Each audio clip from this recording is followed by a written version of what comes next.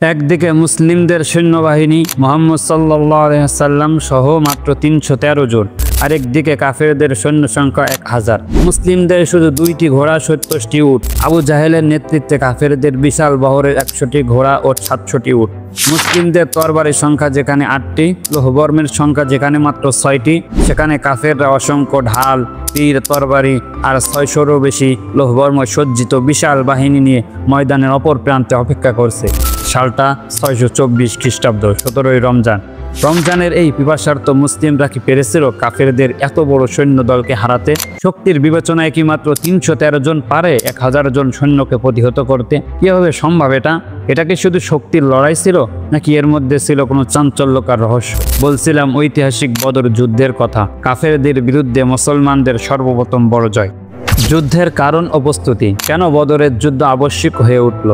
হিজরতের 2 বছর পরের কথা। কুরাইশরা মদিনায় মুসলিমদের আবির্ভাব মেনে নিতে পারেনি। রাসূল সাল্লাল্লাহু আলাইহি ওয়াসাল্লাম জানতে পারলেন আবু সুফিয়ানের নেতৃত্বে একটি বিশাল কাফেলা আসছে, যাতে রয়েছে মক্কার ধনী ব্যবসায়ীদের অর্থ।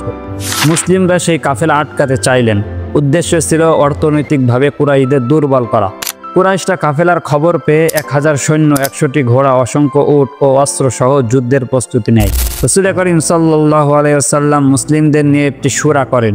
সাহাবীরা বলেন, ইয়া রাসূলুল্লাহ, আপনি আমাদের নিয়ে সমুদ্রেও নামতে বললে আমরা নামব। এভাবেই 313 জন সাহাবী প্রস্তুত হন এক অসম যুদ্ধের জন্য। বদরের পথে পানি ও কৌশলের লড়াই। বদর ছিল কৌশলগতভাবে গুরুত্বপূর্ণ, কারণ সেখানেই ছিল পানি।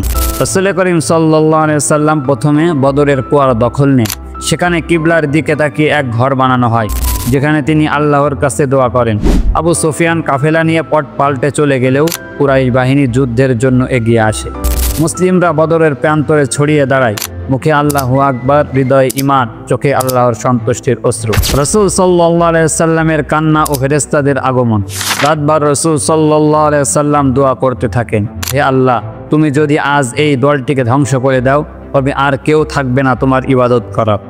তার হৃদয়ে এমন কান্না ছিল যে কাঁদলে ফেরেশতারা থমকে যায়।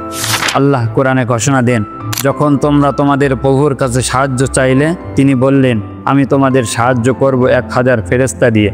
সাহাবীরা বলেছিলেন, আমরা সাদা পোশাক পরা অশ্বারোহী সৈন্য দেখতে পেয়েছি, যারা মানুষের মতো যুদ্ধ করেছিল। যুদ্ধের সূচনা, মুখোমুখি মোকাবেলা। যুদ্ধের শুরু হয় মোকাবেলায়।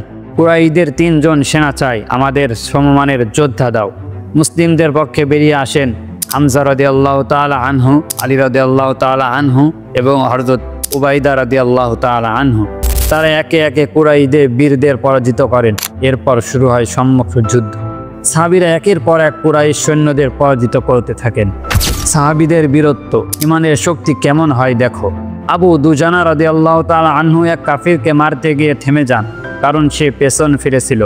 তিনি বলেন, রাসূল করিম সাল্লাল্লাহু আলাইহি ওয়াসাল্লাম বলেছিলেন, পিছন থেকে কাউকে হত্যা করো না। মিকদাদ রাদিয়াল্লাহু তাআলা আনহু বলেছিলেন, ইয়া রাসূলুল্লাহ, আপনি যেখানে যাবেন আমরাও সেখানেই যাব। অহংকারের পতন, কাফেরদের পরাজয় ও মুসলিমদের বিজয়। আবু জাহেল নিহত হন 2 তরুণ সাহাবীর হাতে, মুআজ ও মুআওয়াজ। 70 জন কুরাইশ নিহত হয়, 70 জন বন্দী হয়। মুসলিমদের শহীদ হন মাত্র 14 জন। রাসূল করিম সাল্লাল্লাহু আলাইহি ওয়াসাল্লাম যুদ্ধ শেষে কাফিরদের লাশ কবর দেন এবং বলেন, দেখো আল্লাহ কিভাবে অহংকারীদের ধ্বংস করেন। বদরের শিক্ষা, 313 জনের ঈমান আজও আমাদের পথ দেখায়। বদর আমাদের শেখায় সংখ্যা নয়, ঈমানই বিজয়ের মূল। দোয়া ও আল্লাহর উপর ভরসা সর্বশ্রেষ্ঠ অস্ত্র। এই যুদ্ধের মাধ্যমেই ইসলাম প্রতিষ্ঠার শক্ত ভিত তৈরি হয়। প্রিয় দর্শক, এই ভিডিওটি যদি তোমার হৃদয় স্পর্শ করে, তাহলে লাইক দাও এবং চ্যানেলটি সাবস্ক্রাইব করে পাশে থাকা বেল আইকনটি চেপে দাও এবং কমেন্টে 313 লিখে যাও যদি তুমি বদরের সাহাবীদের ভালোবাসো।